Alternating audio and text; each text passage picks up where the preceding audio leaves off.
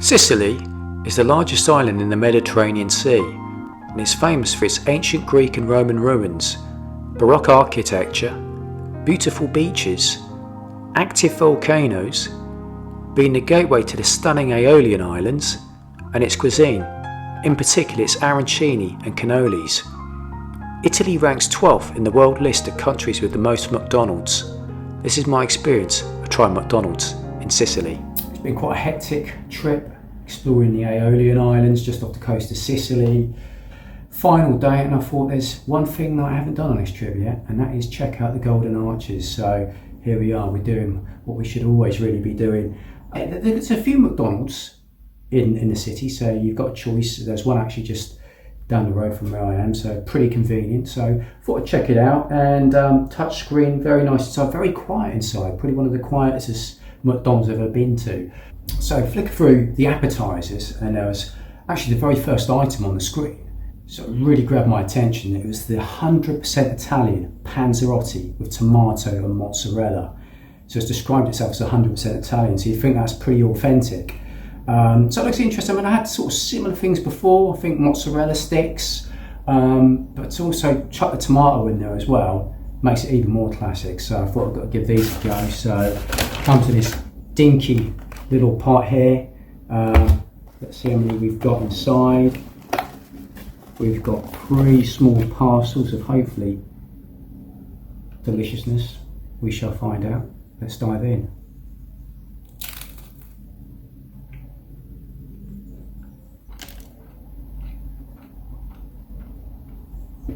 I think this might be what I call a grower. Well, at my first bite, I was getting mainly the bread, not much filling. I wasn't overly enamoured with it. But in my second bite, I sort of warmed to it a little bit. The bread is quite soft, it's warm, a little bit of crispiness on the outside, but soft, so you've got both the softness and the crispness there. And then when you sort of dig in a little bit further, and you do get the filling, you do get that kind of sweetness, slight acidity from the tomato, and that creaminess from the mozzarella as well. So it's actually quite nice. I'd say it's probably superior to like the mozzarella sticks that I had before. I mean, the mozzarella sticks are just like a slab of mozzarella with some sort of fried breadcrumb on the outside, and they're okay. But this certainly has a bit more of an Italian swag about it. It's got another level because, of course, you haven't just got 2 ingredients there, the coating and the mozzarella. You also got tomato in there, and I think the bread's quite nice. It's, like I said, a little bit crispy on the outside, a little bit soft in the middle. I think it's a good way to kick things off. Here's another little tip. It's not really a groundbreaking tip. It's kind of something that you see quite commonly at restaurants. Whether to go for the large option or the regular option. In fact, off the top of my head, I think there were only 2 options. So quite commonly in the UK and other countries, you have 3 tiers: large, medium, and regular. But when I was picking for, I think there was only 2 tiers. It was large or regular, and the price differential was just 50 cents. So for 50 cents more, you could go from a small drink to a large drink, and also you go from a regular small fries to a large fry. So that just seems like an incredibly good deal. So if you are in 2 minds, definitely upgrade to the larger portion. You get a much better value for money. And of course, Sicily is quite a hot place, so a large beverage is very welcome. Now, of course, we've done the starter. We've got to go to the main course. And I'm quite pleased to say there was more than one option, which is quite unique. There was a very interesting chicken option that I was very tempted to go by, but what grabbed me was the beef burger, the new beef burger they put on, that comes with a pear sauce. Quite commonly, beef is accompanied by maybe horseradish, but I don't think I've ever seen beef accompanied with pear. And I haven't brought with me any measuring apparatus, but I'd say the circumference of that burger is above average. And you kind of expect that, really, I guess, from a premium burger. So you're getting a decent whack of meat in them. What I'd also say as well, the thickness of the pate is thicker than normal as well. So not only are you getting a bigger circumference, you're getting more thickness. So that obviously equates to more meat, which is great. When you open the lid off, you do see all the defined layers. You see that big pate there, a couple of slices of salami on there, which is maybe not unsurprising on the one hand because we are in Sicily, but then also I don't think I've ever had salami accompanied with beef in a burger. Then we've got a big slice of lettuce. Then we've got the cheese component, and then we seem to have, I don't know whether it's mixed together or it's supposed to be separate here, but we've got possibly some onions with a pear mustard sauce on top. It looks quite intriguing. Let's dive in.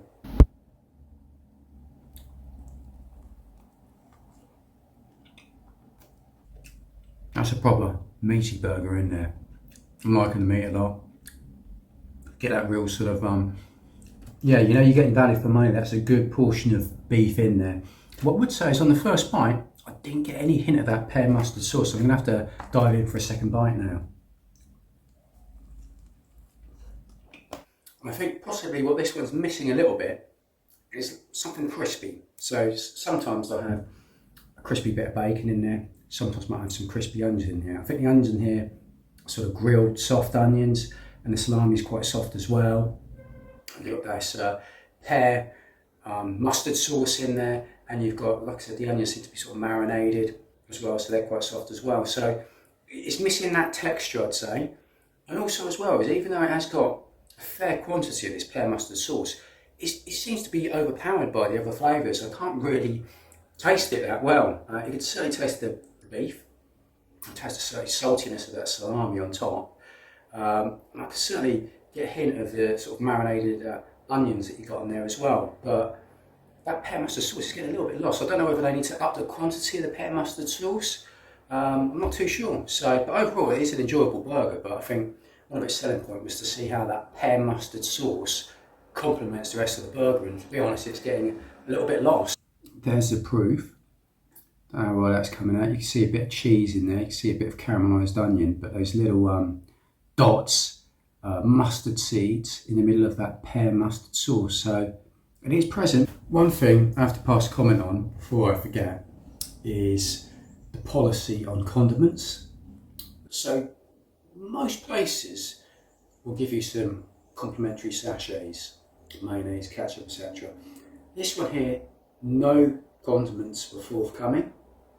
I think every sachet is 30 cents. So if you're someone who likes to dip your fries in something or top up the sauces in your burger, you need a budget a couple of euros for all that potentially. Now we've got to go to the dessert menu. And what I find from experience is, it's usually either there's nothing really unique on the dessert menu, or maybe there's one thing. And of course, if there's one thing, that's my choice made up there. I know what I'm going to go for. But I'm pleased to say here, there was more than one choice. There's quite a few things that I don't think I've ever seen before in a McDonald's. There are a few things I wasn't even sure what they were. So I'm probably going to butcher the pronunciation of some of these things in there, but there was a McFlurry Bacchi Perugina.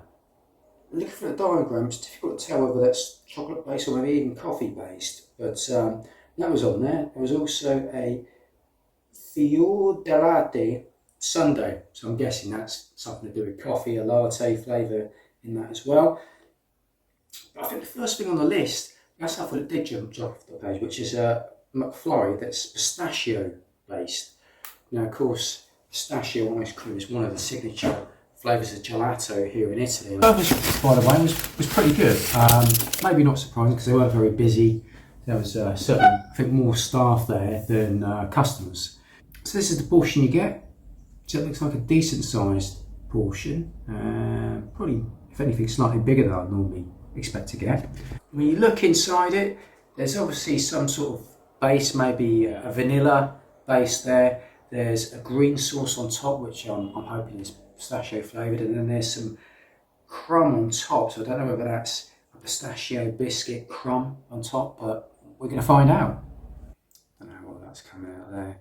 But we're getting all the elements there. We're getting the McFlurry base, the green sauce, and the crumbs as well. You know what? I was expecting a bit more of a hit of pistachio in this. Certainly the base is sort of a plain vanilla McFlurry base that you expect to get. I could get a little bit of a hint of pistachio from that green sauce, but the thing is, there's not an awful lot of that green sauce. Sure, obviously, they spray it on top, but obviously that's just the top bit. So once you have the first couple of spoonfuls, and eat that green sauce. The rest of it is pretty much just a standard vanilla-based McFlurry. Let's have a taste of the crumb bit. I think I'm going to have to say that it depends what your expectations are. If you just want a pleasant, sweet dessert, this is ticking a box because it's got a standard vanilla McFlurry base. If you like that, you're going to enjoy this. However, if you set your heart on really getting a healthy kick of pistachio from it, you're probably going to be slightly deflated because, yeah, it's not the strongest flavour. Like I said, if you have a little bit of that sauce on its own, you can get a hint of pistachio, but it's not overly strong, and it's not a super high quantity of the sauce on there. Certainly not enough to go through the whole pot, which is this big. Yeah, sort of a bit of a mixed bag. I think when I saw the options available, maybe I picked the wrong options. Maybe that one that I couldn't pronounce, the Bacchi Perugia, I butchered that pronunciation. Maybe that would have been a better option. I don't know. But out of what I picked, I think I was pleasantly surprised with the panzerotti. So I was thinking, yeah, it's just going to be sort of plain bread and tomato. It's just going to be pretty basic, but I really like that bread. It's, like I said, a little bit of a crunch on the outside, soft on the inside, warm, and then the acidity of tomato with the mozzarella.